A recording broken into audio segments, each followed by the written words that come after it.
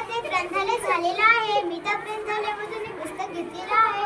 त्या ग्रंथालयामध्ये खूप छान पुस्तके आहे. मी हे पुस्तक घेतलेलं आहे. या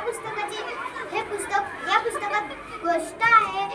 चला तर या पुस्तकाचे नाव आहे संस्कार गोष्टी. याचे लेखक आहेत मना जोशी. याची किंमत आहे 100 रुपये. चला तर मग आपण बघूया या पुस्तकामध्ये काय काय आहे. नायगाव नावाचं एक छोटंसं गाव आहे. त्या गावामध्ये मीनू नावाची एक लहान मुलगी होती. ती हुशार, दिसायला सुंदर आणि बोलकी. तिचा वर्गमित्र चिंटू हुशार मुलगा आहे. त्याला वाचनाचा छंद आहे. तसा मुलीलाही आहे. उन्हाळ्याची सुट्टी लागली. मीनू मामाच्या गावाला जायची होती.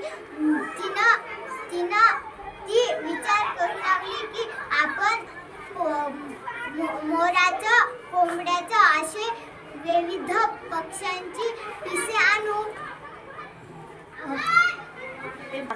की पोपटाचं पीस आपण घेऊ तर आपल्याला चिंटूपेक्षा एक पीस जास्त मिळेल. मग तेवढ्यात आई बाबा आले. त्यांचा डोळा पोपटाच्या पिंजऱ्याजवळ गेला.